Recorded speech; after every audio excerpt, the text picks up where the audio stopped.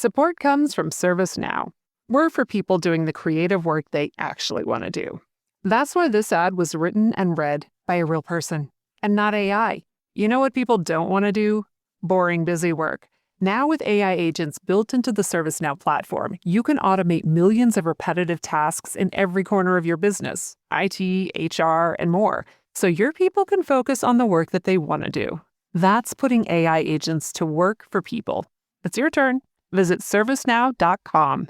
Parents of tweens, if you're familiar with far-off drop-offs... Dad, stop, right here. Or get DMs about what's for dinner, you may be experiencing tween milestones. For your son or daughter, these can start at age 9. HPV vaccination, a type of cancer prevention against certain HPV-related cancers, can start then too. For most, HPV clears on its own. But for those who don't clear the virus, it can cause certain cancers later in life. Embrace this phase. Help protect them in the next. Ask their doctor today about HPV vaccination. Brought to you by Merck. Hi, True Crime Army. This episode was released on the morning of July 4th. But since then, a big case development has come forward.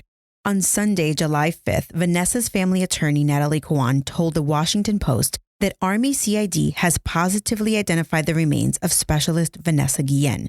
Vanessa's remains were found on June 30th near the Leon River, approximately 26 miles from Fort Hood, Texas. Continue listening to this episode for a case update that takes you from Memorial Day weekend through July 5th. Military murder is an independent project and is not endorsed by the Department of Defense or any military component. The views expressed are those of the host. The content of this podcast is not meant to be legal or medical advice. Warning, this episode contains graphic details of murder and is not suitable for young listeners. Listener discretion is advised.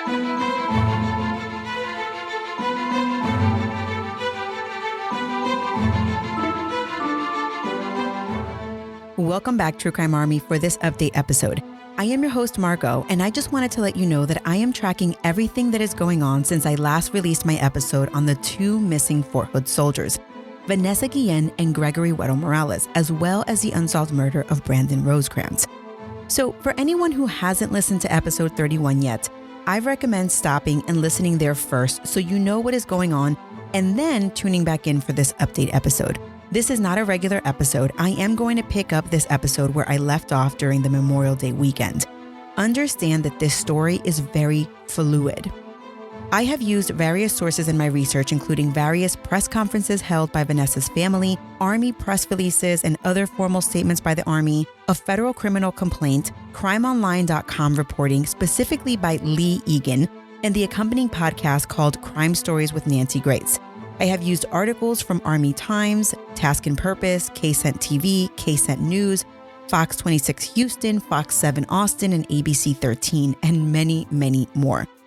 And the list of my sources is always available in the show notes and on my website, militarymurderpodcast.com. So on May 23rd, I released my episode on the missing Fort Hood soldiers, and by that point, Fort Hood soldier Vanessa Guillen had been missing for a month. That case really bothered me because she was a Latina military member like myself who just vanished into thin air in front of her military unit building during broad daylight. And let me reiterate this point. She disappeared on a military installation, Fort Hood in Texas.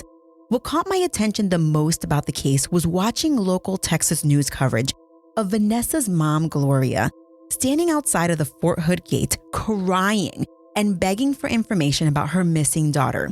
The fact that this woman hadn't been invited to the base to meet with investigators at that point, she hadn't been invited to the base to meet with leadership, nothing, that bothered me. By the end of May, Vanessa had not yet been found, but her family and friends weren't giving up hope. They began a vigorous social media campaign using the hashtag #FindVanessaGuillen. This hashtag and the accompanying page #FindVanessaGuillen grew exponentially. Since last time we spoke, major news outlets have picked up and reported on Vanessa Guillen's disappearance, and actress Salma Hayek has made it her mission to post about Vanessa Guillen's disappearance every single day until Vanessa is found. Last time I chatted with you, the reward was $15,000 for any information that led to Vanessa's whereabouts. Well, since then, Army CID, maybe due to the pressure or something else, they raised the reward amount to $25,000. On June 17th, Gerald Tracy with KTXS 12 News reported that Texas Congresswoman Sylvia Garcia and the League of United Latin American Citizens, LULAC for short, well, they doubled the prize money when they indicated that they were donating an additional $25,000 to the reward of Vanessa Guillen. And as you can tell with this story, I'm actually going to go right back to where I started when I did the first episode and then continue the story from there. So don't worry, I will get to what is currently happening as of the 3rd or 4th of July, whenever I release this episode, eventually, but I'm just walking down the timeline of how things went down.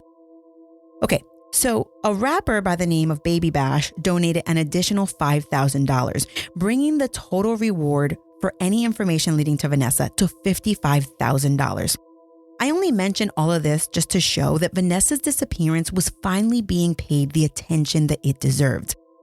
I have been posting nonstop about Vanessa for a few weeks now, and a few weeks ago I posted about a protest that Vanessa's family wanted support at, and a social media follower asked, how is a protest going to help find a missing person?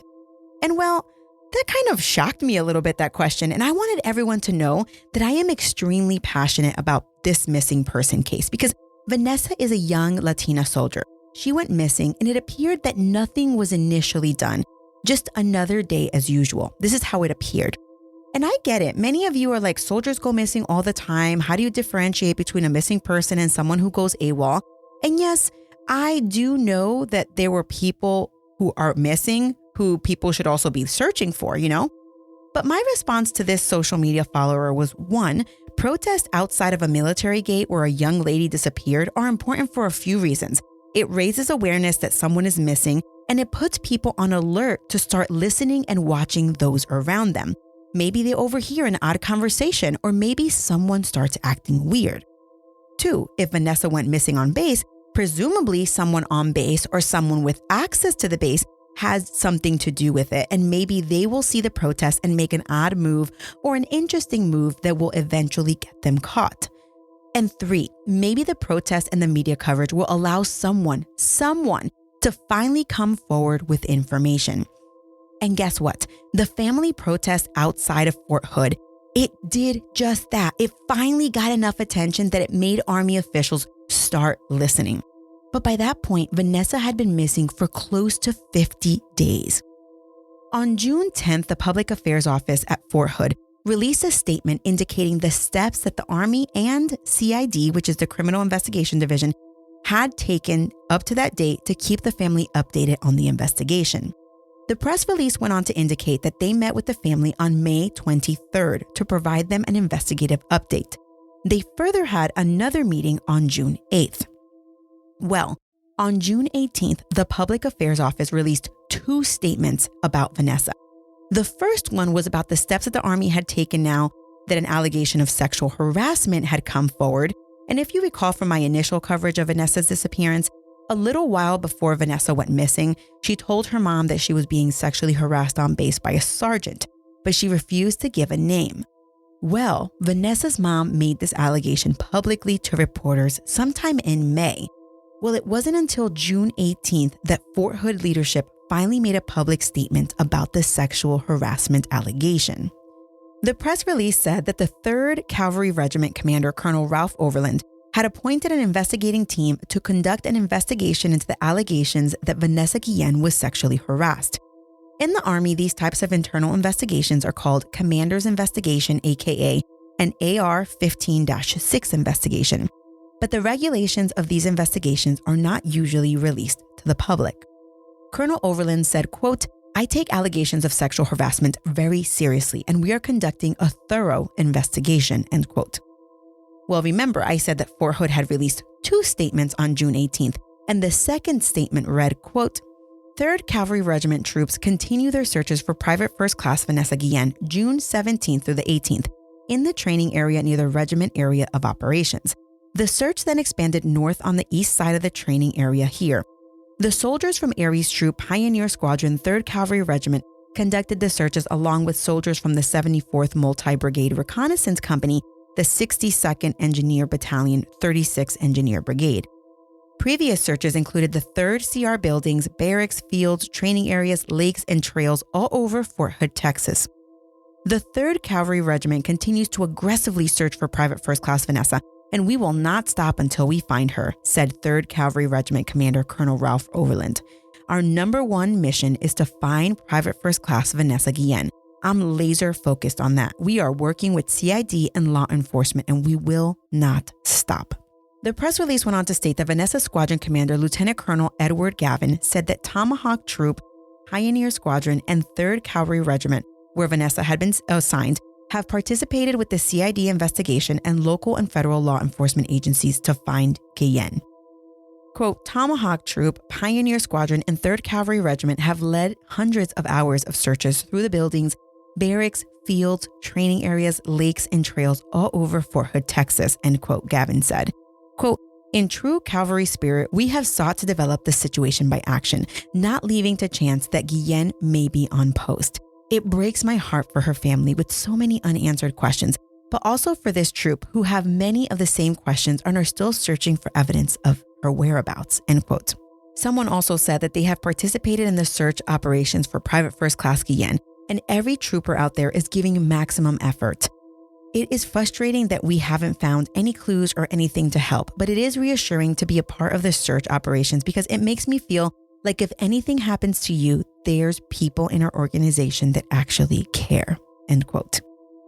Sergeant First Class Ashley I said, quote, no one really understands how much we're searching.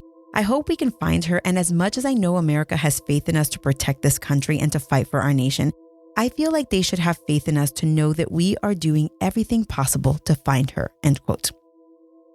So these were the 2 press releases released on June 18th, just 2 weeks ago. Well, at the time of these press releases, CID reported that they had interviewed over 150 people in relation to Vanessa's disappearance. Okay, by this point, Vanessa's family was scheduled to meet with Fort Hood leadership on that same day as these press releases came out, Thursday, 18 June 2020, ahead of a Friday planned protest. And the family and their attorney, Natalie Cowan, had the meeting, and it was later reported that the meeting was uneventful and the family did not garner any additional information about where Vanessa could be or what could have happened to her. A few days before this, a Killeen restaurant released CCTV footage of Vanessa Guillen, and the video was taken a few days before she disappeared. She was seen getting out of her Jeep, entering the restaurant, and sitting down while she waited for her to go order. She sat, she played on her phone, and then she paid for her food and left. Well, a Spanish news channel spoke to Gloria Guillen multiple times, but when they asked Gloria if Vanessa seemed different in the video, Gloria said that she seemed like her typical self. She was preoccupied with her cell phone, but nothing really seemed off. By this point, the family had obtained the 100,000 signatures that they needed in their White House petition to get a formal response. The petition on change.org was created to, quote, hold the U.S. Army accountable, justice for Vanessa Guillen, end quote. Well, around June 18th, June 19th, this is when things really start to heat up. Since Army CID was investigating both Vanessa and Greg's disappearances, Army CID not only increased the reward for information leading to Vanessa, but they also increased the reward for information leading to Gregory. So now the reward for anything leading to Gregory was $25,000. And all of the media attention that Vanessa's disappearance was getting also mentioned Gregory, which meant that his disappearance 10 months earlier was finally getting airtime. So I found a few new details since I spoke about Greg last time that I really want to share. Specifically that his home of record is in Oklahoma. He joined the Army in 2015 as a motor transport operator. And his last name is Weddle Morales, but his last name was Weddle until he got married and legally took his wife's last name, Morales. So those are the facts that I didn't have back during episode 31. Well, due to the increased media attention on missing Fort Hood soldiers at Fort Hood, it was not surprising when on June 19th, Army CID received a call on the tip line about a shallow grave in a park in Killeen, Texas. Wait, what? Is this serious? Well, social media was going crazy that Friday. There was some reports that human remains were found and some false reports that it was confirmed that it was Vanessa, and this really created quite the frenzy. I've been following various Facebook groups and the false reports that were going on, and there were all these crazy comments, but all the crazy frenzy, it led to some people being kicked out of these Facebook groups. It was absolute insanity. But the information all sorted itself out, and by nightfall on June 19th, authorities had revealed that they found skeletal remains in that park, but that they were not sure whose remains they were. By the morning of June 20th, I had dozens of messages, emails, DMs from my listeners. Sadly, the remains found in Killeen were those of Gregory Morales. He was identified through dental records. And even though he was initially annotated as AWOL, which is absent without leave, and then as an Army deserter, he was eventually found dead only 5 miles from Fort Hood, 10 months to the date that he was last seen. Gregory's remains were found in a field near the 3200 block of Florence Road in Killeen, Texas. Over the next several days, web sleuths everywhere had been trying to connect Greg and Vanessa's disappearances, and both Vanessa's family and Army CID have indicated multiple times that there was and still is no reason for them to believe that the disappearances were connected, besides the fact that they were both soldiers at Fort Hood. Well, the news of the discovery of Gregory's remains was heart-wrenching for his family, in particular his mother, Kim Waddell. But she knew all along that her son would not just up and disappear willingly. Kim was hoping to finally be able to lay her son to rest, but she quickly hit a roadblock. Because the investigation into Gregory's death, or shall I say murder, had not yet been completed, the Army refused to change Gregory's deserter status, even though the Army finally acknowledged that foul play was suspected in his disappearance and then his death. Now, because Gregory is or was still listed as a deserter at the time that I wrote this, that meant that the Waddell family would be responsible for all of the costs associated with transporting Gregory's body from Texas to his home, and they would be responsible for all funeral expenses. Additionally, this meant that he would not receive the full military funeral that soldiers get, free of charge, when they die on active duty. What in the world is going on? If this information doesn't make you furious, I don't know, because I feel all types of different ways. My blood was boiling when I read about this. What does the Army think? Do they think that he legitimately went AWOL, then got himself killed and dumped in a grave? Really? I mean, I guess it's plausible, but the entire thing seems suspect. KSAT News caught up with Gregory's brother, Nick Waddell, and he was pissed, to say the least. He was pissed that the family had been saying something must have happened to Gregory the entire 10 months, but the Army basically wrote them off. And that part made me sad because it was almost like finding Gregory, although not the way that they had hoped to find him. Finding him, though, had somehow vindicated the poor Waddell family.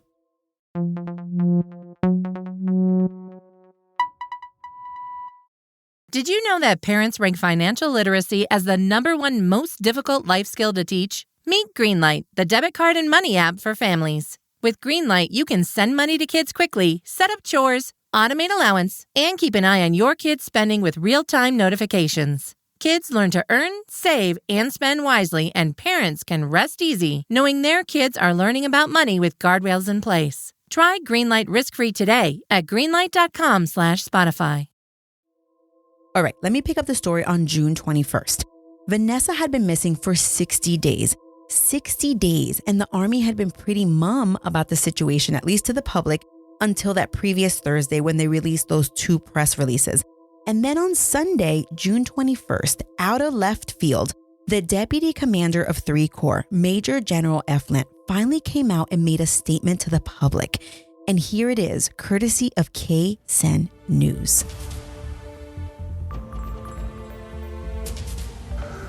Phantom Warriors, friends of Central Texas. I'm Major General Scott F. Lent, the Deputy Commanding General of 3 Corps, and I need to share with you a burden that we have here at Fort Hood and request your assistance. On 22 April, Vanessa Guillen, PFC in the 3rd Cavalry Regiment, was at her place of duty, and around noon is the last time anyone has seen her. Since that time, we've continued to search for her, and there's an active investigation from the Criminal Investigation Command. But we want to bring Vanessa home as efficiently and as rapidly as possible. And towards that end, I'm asking for your assistance.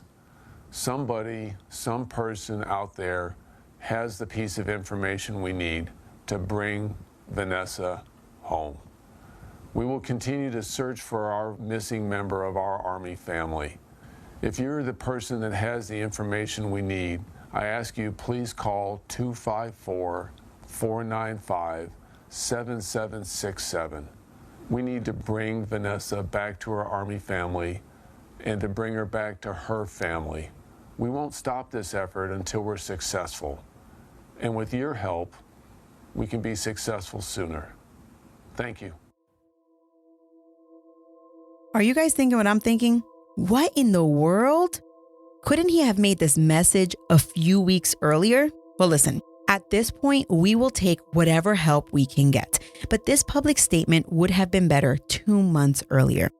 Because remember, if you follow me on social media, you may have seen a post about the fact that in the military, if a weapon goes missing or a tool goes missing, or if equipment in general goes missing, no one goes home until that missing item is found or until a report is done up.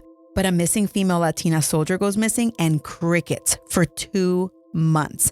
Yes, I am mad. Well, let's continue. The Monday after Gregory's remains were found, I logged onto Facebook to discover a live news coverage of the Texas EquiSearch assisting CID in investigating a tip that had come in about Vanessa. According to reporting by Jim Heiss of ABC 6 News, the tip came in about the Leon River. The search began on Sunday, June 21st and continued into June 22nd, but we later discovered that the search continued in the area much longer. When I logged into Facebook, the reporters were literally recording as EquiSearch folks were in a boat searching the river. It was frightening. And for those of you wondering what Texas EquiSearch is, because I didn't know what it was either, it's a search and rescue organization dedicated to searching for missing persons. The director of Texas EquiSearch, Tim Miller, he said that this was the 5th time that they had searched the area. It's a process of elimination, and he recognized the time was not on their side. By that point, it had been 60 days since Vanessa's disappearance. To say that I watched the news coverage of the search of the Leon River in shock would be an absolute understatement. I kept thinking to myself, oh my goodness, what if they find something? What if Vanessa's body floats up and we're all sitting here watching this live? It was terrifying. Well, the next day on Tuesday, June 23rd, Congresswoman Sylvia Garcia, she held a press conference outside of Fort Hood with the Guillen family. I remember waiting for this press conference because on this particular day, the press conference was going to be held immediately after the Congresswoman, Vanessa's family, and the family attorney were scheduled to meet with Fort Hood leadership on post. And I wanted all the details. So I sat there glued to my computer. When everyone eventually showed up, something was glaringly different about the makeup of Vanessa's family. Someone was missing. Gloria Guillen, Vanessa's mom. But in her place was Vanessa's father, someone who I hadn't seen too often in front of the news camera. Well, Congresswoman Garcia didn't say much besides the fact that she felt that the Army just wasted their time with a bunch of non-answers and cryptic messages and head nods. The Army finally acknowledged, though, that they suspected foul play was involved in Vanessa's disappearance. And then, as I'm watching the press conference, from the right of the screen, there is a bit of a commotion, and into the screen, I see Gloria Guillen. She looks like any mom whose daughter has been missing for 2 months would look. She looks like she has been up for 62 days praying and crying about her poor missing daughter, her baby girl. She has the high mom bun that means she doesn't give a flip who sees her. She eventually, fragilely approaches the microphone and she unleashes the Latina mother that we should all hope to have. She's a mother going up against the United States Army, giving 0 Fs what anyone thinks.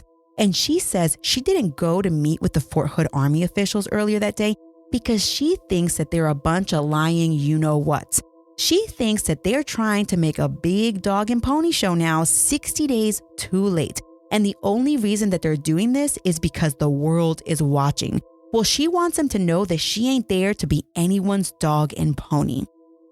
Gloria admits that she was sick to her stomach when she was shockingly notified that Texas EquiSearch was searching the river the day prior for her daughter.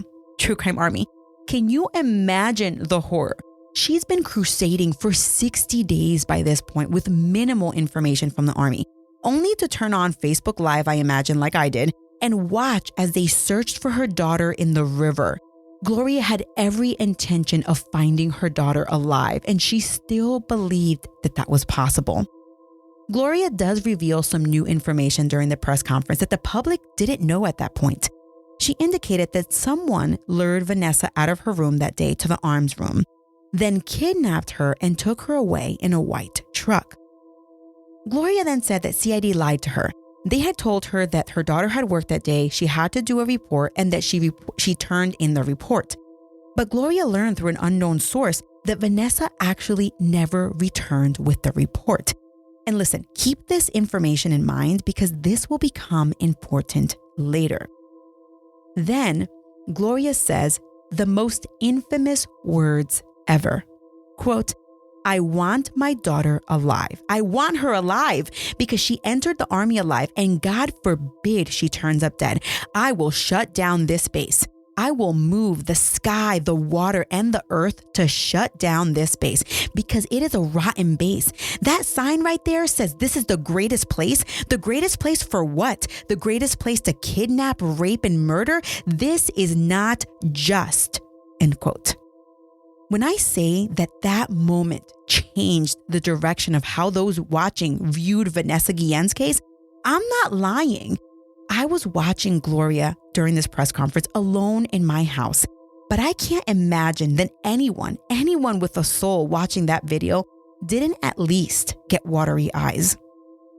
I remember the time that my daughter showed up at home. This is me personally. I remember the time that my daughter showed up at home one day after being bit by some savage 2-year-old in school, and I just about cursed out the school director, demanding to see the video of the incident. And guess what? She showed it to me. I cannot fathom what Gloria Guillen felt when her daughter disappeared in what should be a secure location.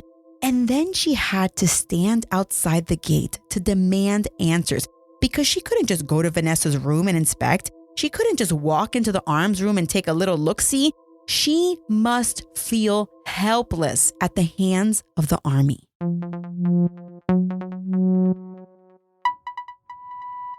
On Wednesday, June 24th, as reported by KCBD, Texas EquiSearch went back to the Leon River to search. And they found, quote, "some things," end quote, and they were pretty optimistic that the items were related to Vanessa's case. But they wouldn't know for sure until tests came back. In addition to searching the Leon River or near the Leon River, they also searched a neighborhood near FM 439 and Sparta Road in Bell County. Tim Miller did say, quote, "there is a reason we have been every place we have been," end quote. And by the way, Texas EquiSearch is no joke. They were not just lollygagging this investigation. They used horses, ATVs, drones, sonars, and searches on foot. Thank goodness for Tim Miller, and you'll learn why later. Okay, so the next few days after June 26 get wonky, but bear with me. During that weekend, reports indicate the human remains were found near where Gregory Morales' body was found. So the internet starts going berserk with people claiming that there might be a serial killer in Killeen or a serial killer in Fort Hood. Now, people start claiming it's the body of Vanessa. They found the body of Vanessa. But Vanessa's official page, the Find Vanessa Guillen page, they're adamant that nothing is confirmed and it's not Vanessa. So what exactly happened that weekend is unclear. But I read somewhere that apparently the remains that were discovered by passersby may have been connected to Gregory's case. Additionally, and even stranger, it was said that the people who found and then reported the human remains were close to where Gregory was found initially. And they were there, those people were there, to pay their respects on a makeshift shrine to Gregory. Oh, this story is nuts. But that weekend, Tim Miller comes forward and said that the items found, and unsure if he means the items that were initially found that he was referencing that he found on June 24th, but he said that the items found could be linked to Vanessa. By the way, Tim Miller created Texas EquiSearch after his own daughter went missing in 2000 and was eventually found murdered. 2 Jane Does were found near where Tim's daughter Laura was found, and her murder is still unsolved, and those 2 Jane Does are still unidentified. Of course, he created Texas EquiSearch because he felt that not enough was done to find his own daughter. On June 29th, in an article written by the Daily Mail, it was reported that Vanessa's family attorney, Natalie Cowan, indicated that she discovered that Vanessa had claimed, it's unclear to who she claimed, but that she had claimed that a superior walked in on her while she was showering, and that on another occasion, Vanessa claimed she was verbally assaulted with vulgar language in Spanish. On Tuesday, June 30th, Texas EquiSearch publicly confirmed that partial human remains were found close to the Leon River. Tim Miller told Fox 26 Houston that the remains were found in a shallow grave near the river, and that the grave was so well concealed that the week prior, Texas EquiSearch, the Texas Rangers, and military investigators with cadaver dogs all missed the grave, end quote. He continued, quote, "We were probably standing on top of the grave," end quote. The crazy thing is that Tim later told Nancy Grace on her podcast, Crime Stories with Nancy Grace, that the items they found the week earlier were only 3 feet away from where they eventually found human remains. What? Apparently, the human remains were very well hidden, and Tim believes that by the grace of God, some animals or something else helped to unearth the grave, which is how they found the grave eventually. By this point, Vanessa's family was still holding on hope that the remains found were not Vanessa's, and they refused to give up hope.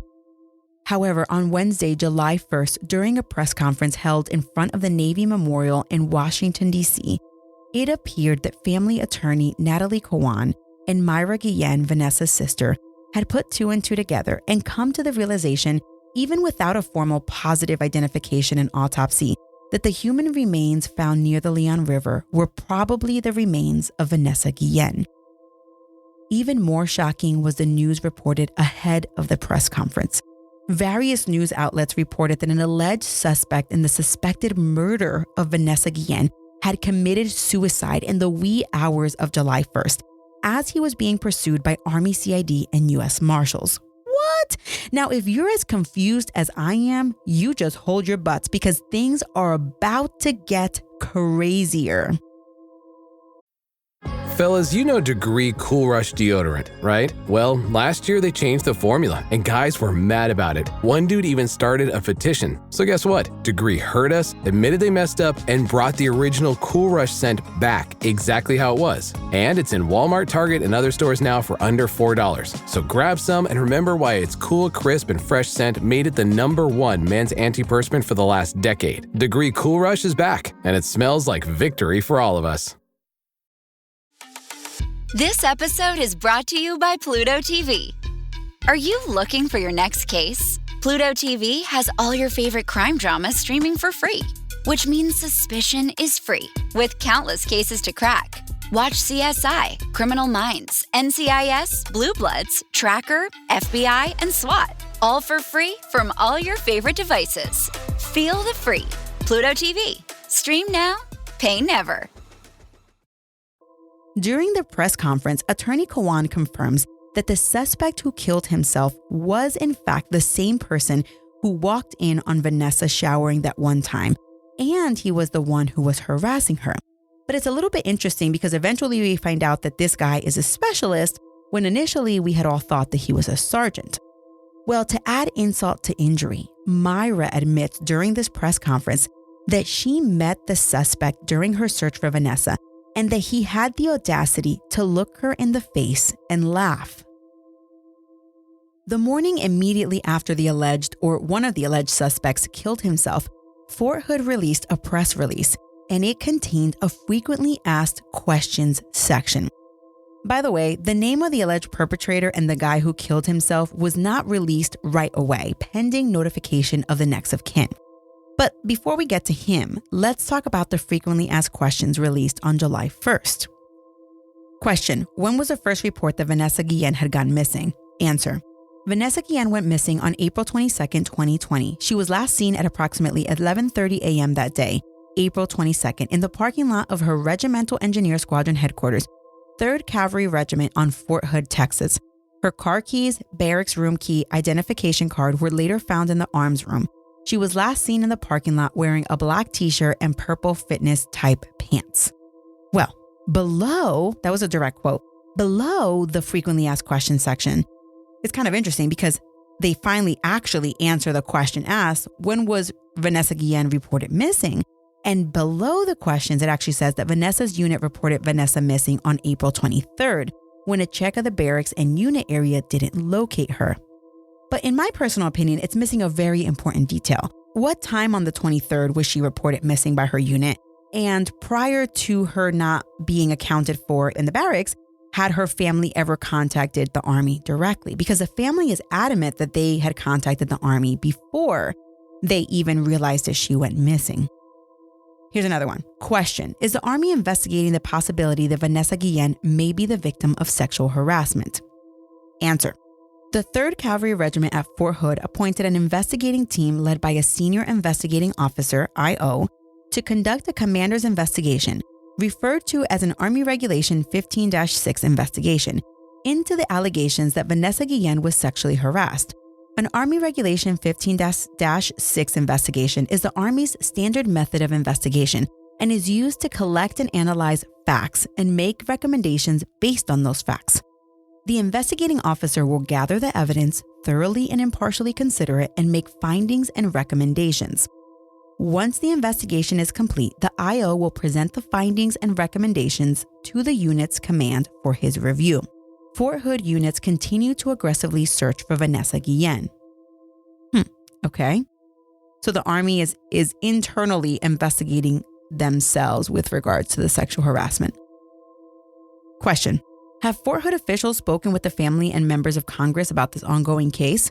Answer: Fort Hood leadership updated Congresswoman Sylvia Garcia, congressional staff members from Senator Ted Cruz, Congressman John Carter, Congressman Roger Williams, and members of Vanessa Guillen's family on June 23rd to discuss details of the ongoing investigation of Private First Class Guillen's disappearance.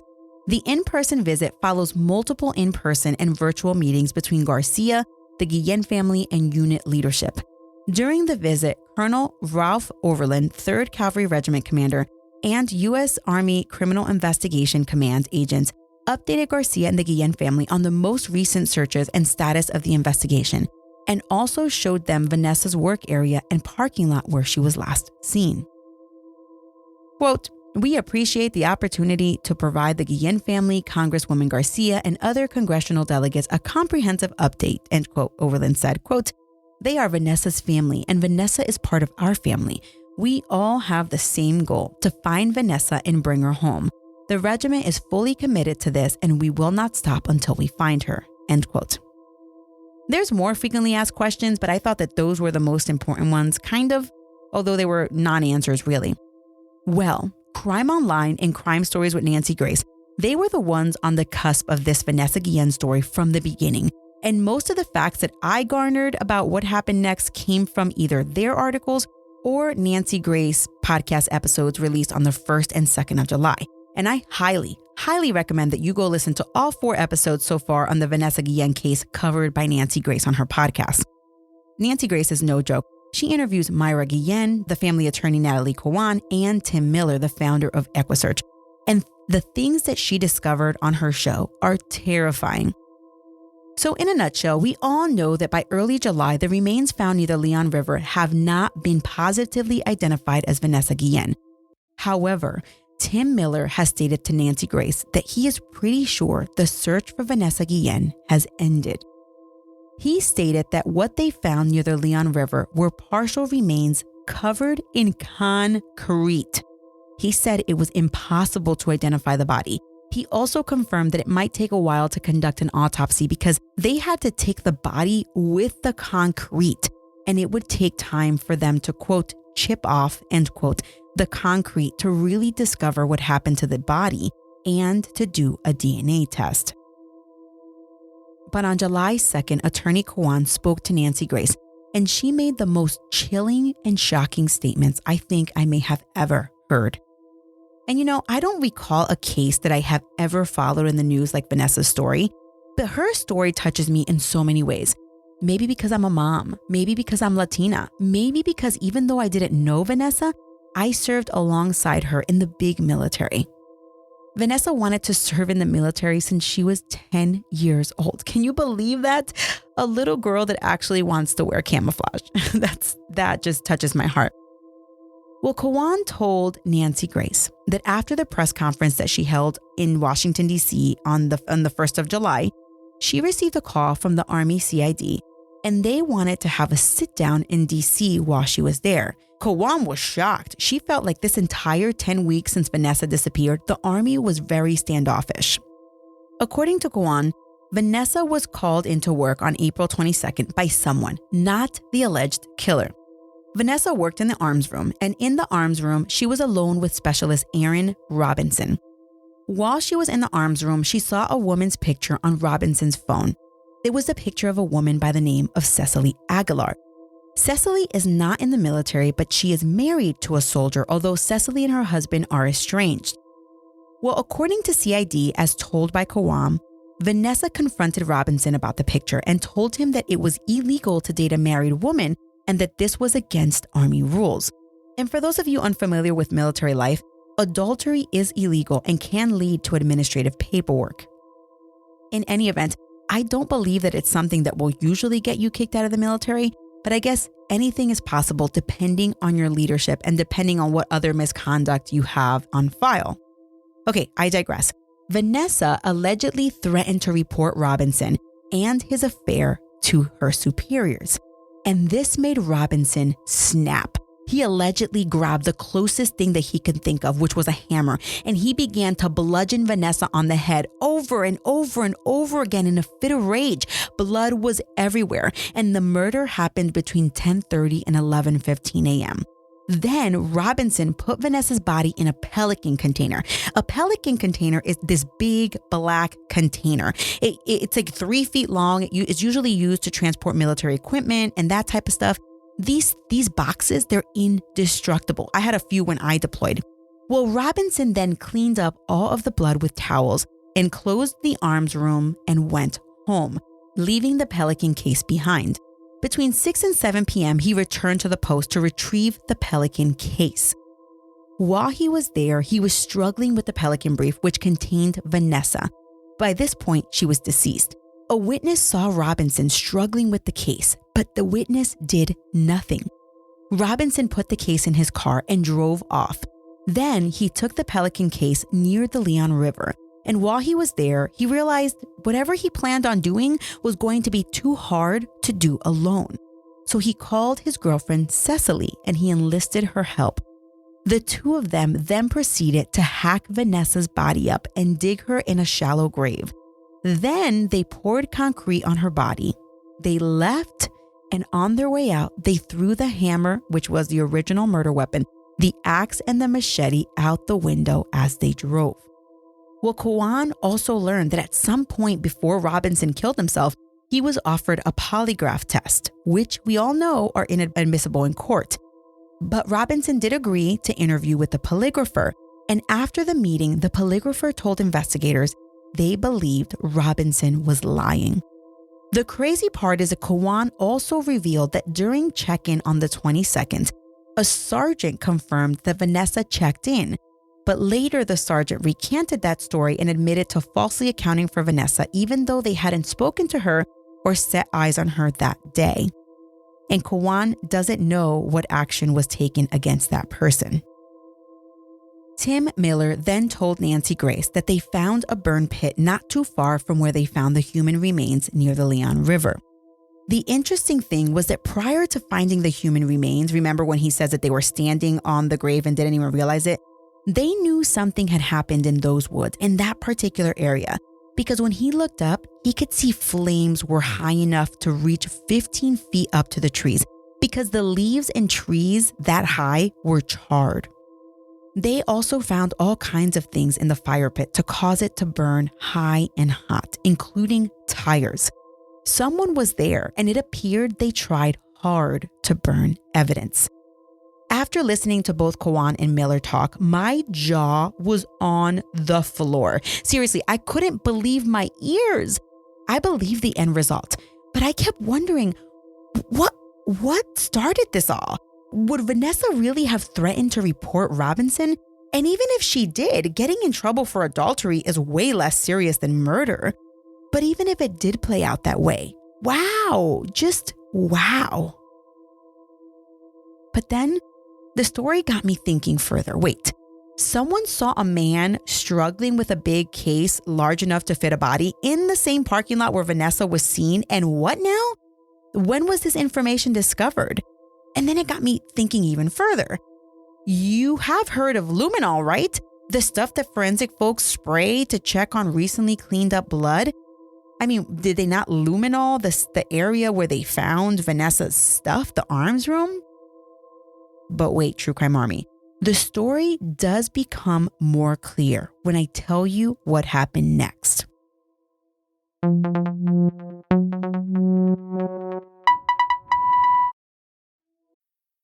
This episode is brought to you by Principles. Ray Dalio, legendary investor and New York Times best-selling author, wants to pass along his understanding of how countries go broke, because he believes the U.S. budget and debt situation needs to be addressed. To give you that knowledge, he has put the draft of his book, How Countries Go Broke, The Big Cycle, online for free. It's available now at economicprinciples.org. Before I go any further, I do want to say the suspects are innocent until proven guilty in a court of law. So everyone should remember that as we go further with our story. According to the criminal complaint against Cecily, dated July 2nd, 2020, we learn the following. On April 23rd, a captain from Vanessa's unit called CID to report Vanessa missing. A witness recalled seeing Vanessa leave the arms room where she worked, and she left behind her ID card and all of the items which were later found there, her ID, wallet, and keys.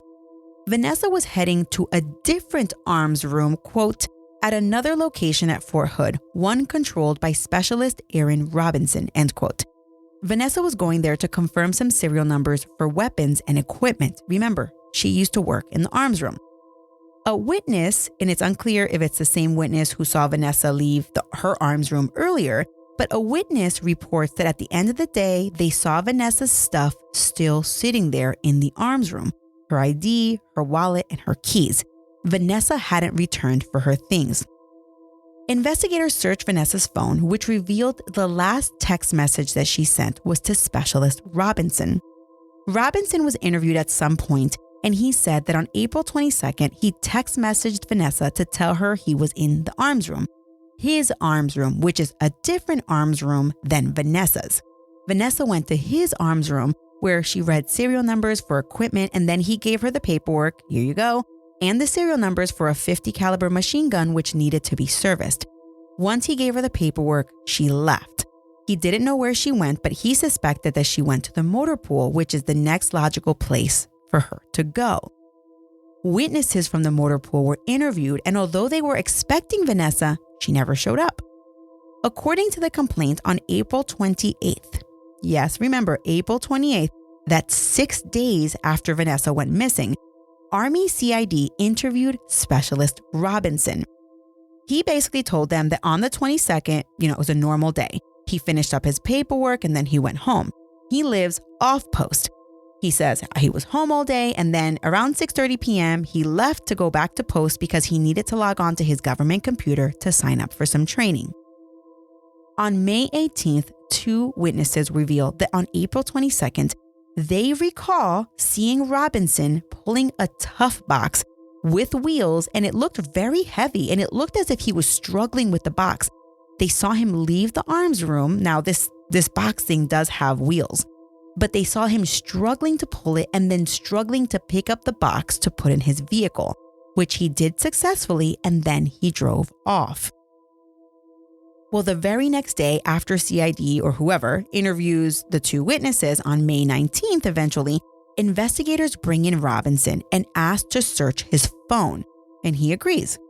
Interestingly, the phone records revealed that during the night of the 22nd and the early morning hours of the 23rd of April, homeboy Robinson was calling his live-in girlfriend as late as 3:30 a.m. Cecily Aguilar was interviewed on June 19th, and it's unclear if she was interviewed before then, but she was interviewed on June 19th. and she provided an alibi for Robinson, saying that they were together all night on the 22nd into the 23rd. And the investigators are like, oh, okay, oh, that's nice. If that's the case, why did he call your phone at 3:30 in the morning if you guys were together? And she was like, oh, that's so funny. You should ask. I lost my phone, silly me. He called my phone so I could find it, and that was it. So the investigators thought, well, that's funny because these calls were all longer than just a few seconds or a few minutes. But investigators let Cecily go. Further analysis of Robinson's phone, though, showed that he didn't stay at his residence in the early morning hours of April 23rd. At 1:59 a.m. on the 23rd of April, his phone showed him along FM 436 and West Main Street in Belton, Texas, around a bridge. Then it showed him along the Leon River driving in a northward direction. The phone then stayed put for 2 hours. Well, the phone was tracked to the same area a few days later on April 26th. And guess what? Oh, homegirl Cecily's phone tracked right along Robinson's the whole time. Oh, snap. Cecily was eventually re-interviewed and likely confronted about the inconsistencies in her original story. And she was like, oh, yeah, I did lie. That night, Robinson and I went on a long drive. I do that sometimes to relax. So that night, the two of them took a long drive to a park in Belton, Texas, to get this, to look at stars. They were there, then they took a peek, and then they went back home. Well, because of the phone records, that's why we saw Texas EquiSearch searching the Leon River around June 21st, June 23rd timeframe.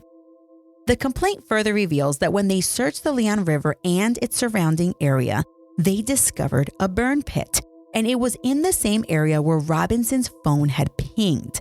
In the burn pit, which contained disturbed earth, investigators found what appeared to be a burned plastic tote, or a tough box.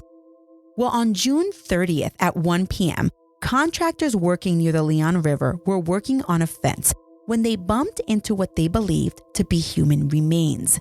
CID was immediately notified. Immediately, CID, FBI, BCSO, USMC, and the Texas Rangers race over, and they identified human remains that appeared to have been placed into a concrete-like substance, which was later buried. Hours after the discovery at 8:30 p.m., they pull Cecily in for questioning, and she finally breaks. She admits that Robinson told her that on April 22nd, while in his arms room, he attacked Vanessa Guillen in the head with a hammer over and over and over again. He told her that he killed her. He then put her in a box and then took the box to an area near the Leon River. After realizing that he couldn't do this on his own, he left Vanessa Guillen in the box near the Leon River and left to pick up Cecily. When they made it back to the Leon River, they stepped out of the car, walked over to the box where Robinson opened it, and inside was a badly beaten and dead Vanessa Guillen. The pair then worked quickly. Remember, they were in the area, according to cell phone records, for only 2 hours that night. And together with a hatchet and a machete, they dismembered Vanessa limb by limb. They completely dismembered Vanessa. And not only limb by limb, but then they decapitated her. They then attempted to burn the body, but the body would not completely burn. So they dug up 3 separate holes, scattered Vanessa's remains in these holes, and then covered them up. Then they left. Somewhere between the 23rd and the 26th, Robinson obtained concrete from someone using Facebook Messenger. Huh? Then, according to the complaint, investigators believed that on April 26, the pair returned to the makeshift gravesite with gloves, hairnets, and that concrete that Robinson got on Facebook. They unearthed Vanessa's remains and, quote, continued the process of breaking down the remains of the dead female, end quote. Now, break. Tim Miller reveals in that Nancy Grace podcast episode that I mentioned earlier that the pair, meaning Robinson and Cecily, they brought lime with them. And apparently this is something used to speed up the decomposition process. So these two, they weren't taking any chances. They wanted this body to disappear. According to the criminal complaint, then the pair, meaning Robinson and Cecily, they started another fire in a fire pit where they threw in the remaining remains as well as their gloves and hairnets. Then, after the fire died down, they dug up what was left, placed it back into the 3 separate holes, and poured concrete into the holes. This is horrifying. Cecily and Robinson then went home and burned their clothes, and they talked about their alibis, deciding the best alibi would be the one about the long drive to see the stars. Apparently, prior to the human remains being discovered near the Leon River on the 30th, Robinson, for some reason that is unknown to me and not disclosed in the criminal complaint, well, he had been confined to Fort Hood. And remember, prior to Vanessa's disappearance, he lived off post with Cecily. So clearly the Army knew Robinson was involved before they discovered Vanessa's remains, which is why they restricted his movements to base. Well, on the 30th, by the time investigators were talking to Cecily, Robinson was nowhere to be found on post.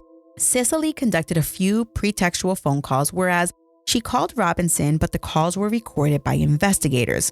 She must have talked about Vanessa during these phone calls because the complaint confirms that Robinson, quote, never denied anything they did to Vanessa Guillen and her body, end quote. By this point, Robinson was freaking out because he texted pictures of news articles revealing that human remains had been found near the Leon River. In a separate pretext call, Robinson told Cecily, quote, baby, they found pieces, end quote. He was clearly talking about pieces of Vanessa.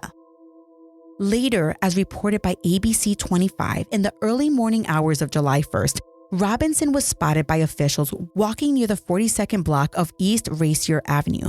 And when they keyed in on him, Robinson removed the weapon, pointed it at his head, and pulled the trigger. He was pronounced dead at 1:17 a.m. Now, the criminal complaint was filed in federal court as a conspiracy to corruptly alter, destroy, mutilate, or conceal an object, or attempt to do so with the intent to impair the object's integrity or availability for use in an official proceeding. Because this is a conspiracy to alter or destroy evidence of a murder that occurred on a military installation, which is federal property, this is why the complaint against Cecily Aguilar was filed in federal court versus state court. This story is crazier than crazier. Heavy.com, who likes to gin up dirt on folks, they released an article on July 2nd that included some social media posts made by Cecily prior to her 4 a.m. arrest on July 1st. Well, on May 1st, which is about a week after the alleged murder dismemberment of Vanessa Guillen, Cecily posted on Instagram, quote, he showed her the darkest part of him. She said, black is my favorite color, end quote. What in the world is wrong with people, really? Come on, girl.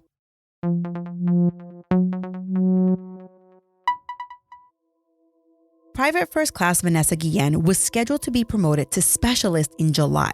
So, on July 1st, 2020, the Army promoted Vanessa Guillen to specialist.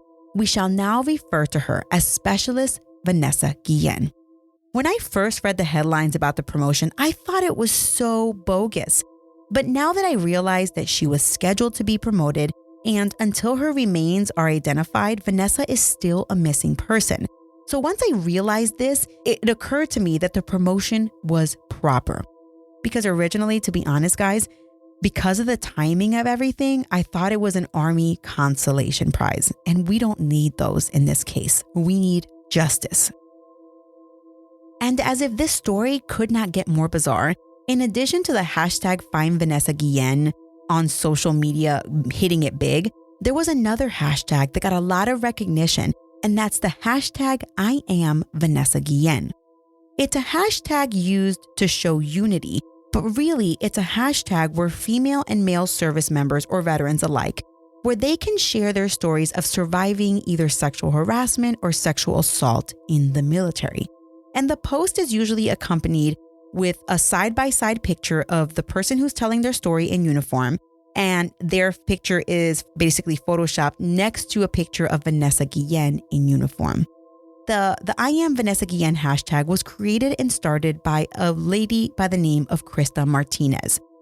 In a strange turn of events, Krista was killed in a tragic car accident on July 1st. And when I read this, it made me so sad because there's this picture of Martinez at a protest and she's holding a picture of Lavina Johnson while she's wearing a shirt to show support for Vanessa Guillen. And for those of you who don't know Lavina Johnson's story, just wait. It's a story of injustice and cover-up.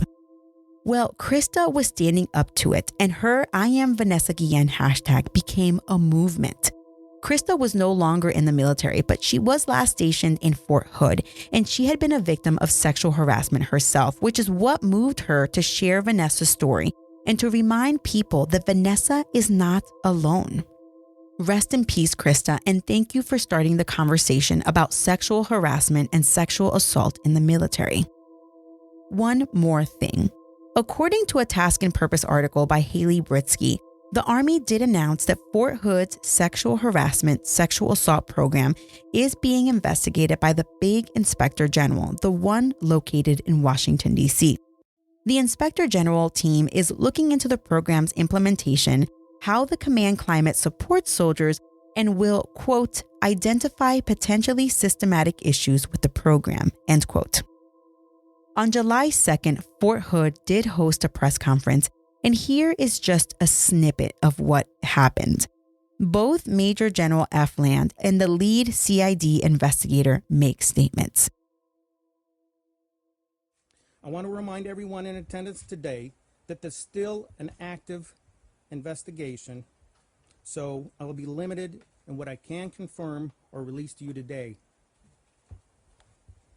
As you all know, Specialist Guillen went missing on 22 April 2020.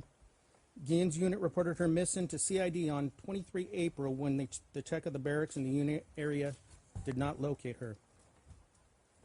She was last seen that morning in the area near the Regimental Engineer Squadron Arms Room, 3rd Cavalry Regiment, here on Fort Hood, Texas.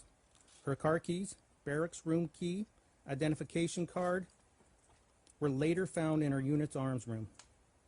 During the course of this investigation, our law enforcement partners and CID agents have conducted an enormous amount of investigative activity. Agents have conducted more than 300 interviews, more than 10,000 investigative hours, and have been working very closely with numerous agencies since PFC Guillen disappeared.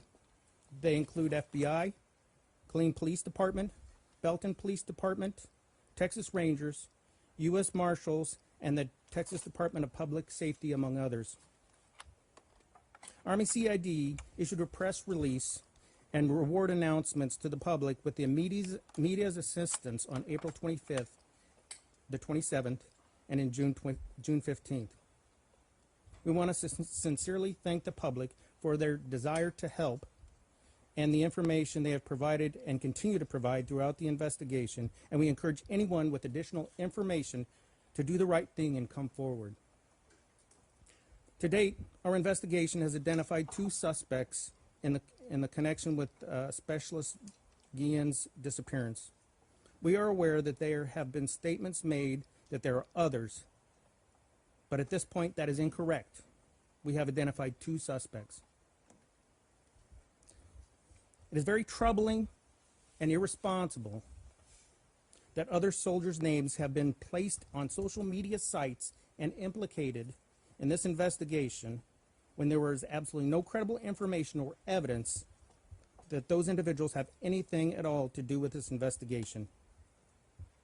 In fact, we have interviewed people in the course of our investigation while looking for leads who posted these false allegations, and they have admitted to us that they have no evidence or information whatsoever to post these allegations and falsely accuse people.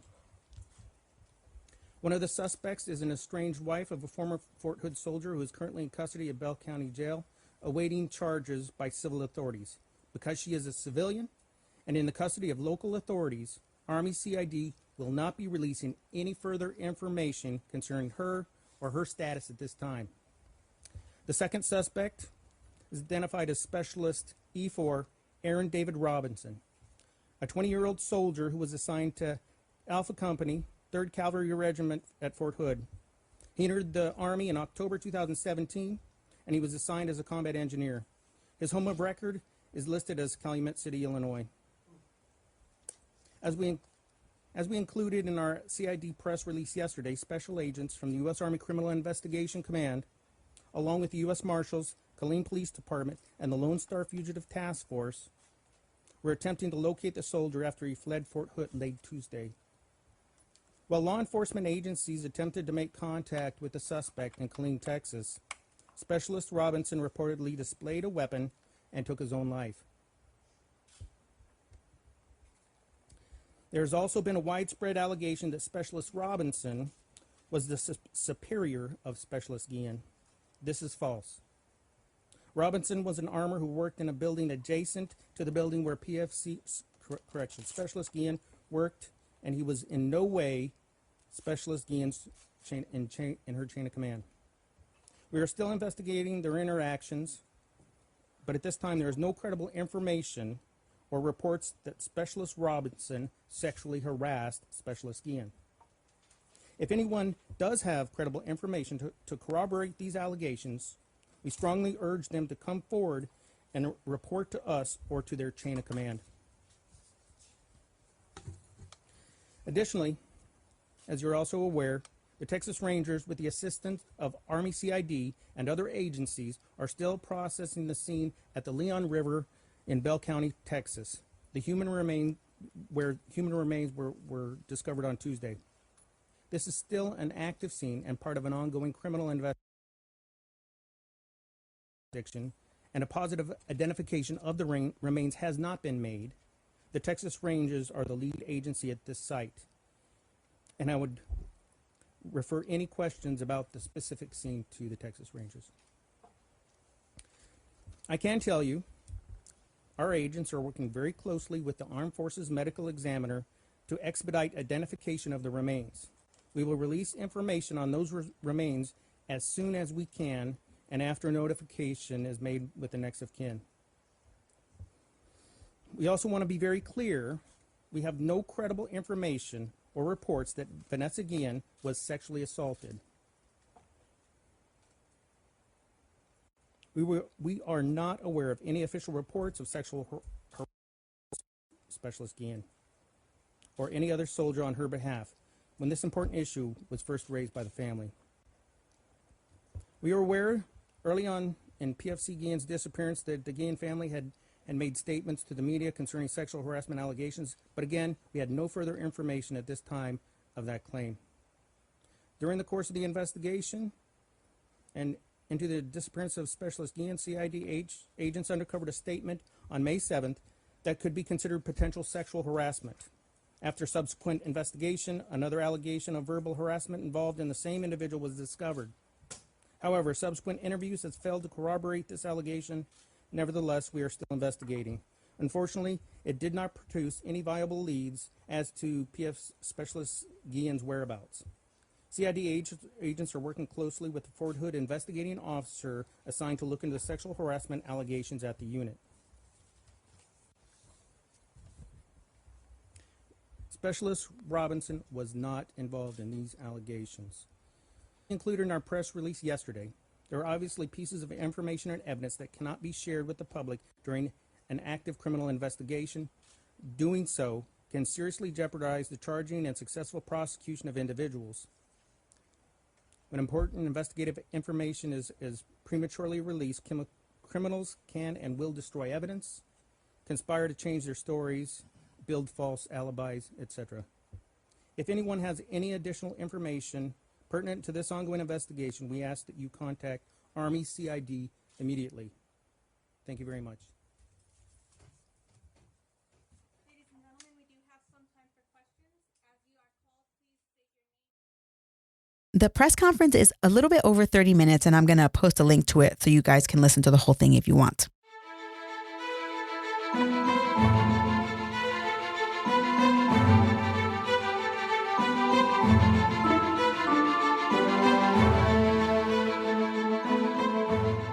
There are so many elements of this developing story in both Gregory's case and Vanessa's case that make me want to bang my head against the wall. Do I think they could have caught Robinson before he took his life? Yes. Do I think higher-ups should be involved in missing persons cases right away? Yes, I do believe that. I want to take a moment to give Vanessa and Greg and all the other men and women who deserve justice the respect they deserve. Vanessa's case is a case that I have found myself talking to my mom and my abuela about almost on a daily basis.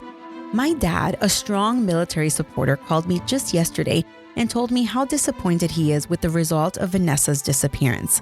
Vanessa's case has touched so many lives.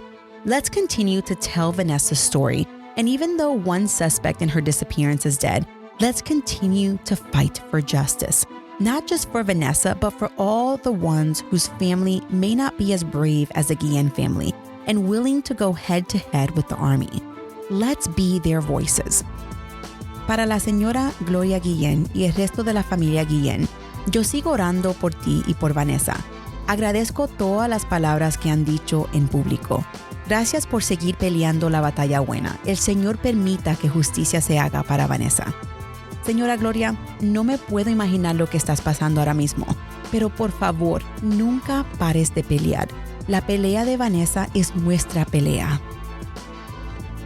A translation of those words are, to Mrs. Gloria Guillen and the rest of the Guillen family, I keep praying for you and for Vanessa. I appreciate all of the words that you have all made in public. Thank you for continuing to fight the good fight. God permit that justice is actually done for Vanessa. Mrs. Guillen, I cannot imagine what you're going through, but please never stop fighting. Vanessa's fight is now our fight. True Crime Army, please make sure that you're sharing this episode with your friends and family and anyone else interested in the details of Vanessa Guillen's disappearance. All of my sources can be found in the show notes and on my website on militarymurderpodcast.com. Be sure that you follow me on social media on Instagram at Military Murder Podcast and on Facebook at Military True Crime.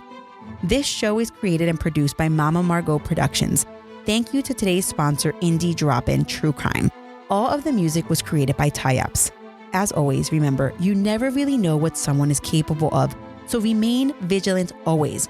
You have a fabulous week, and I'll keep digging to bring you another military murder story next week.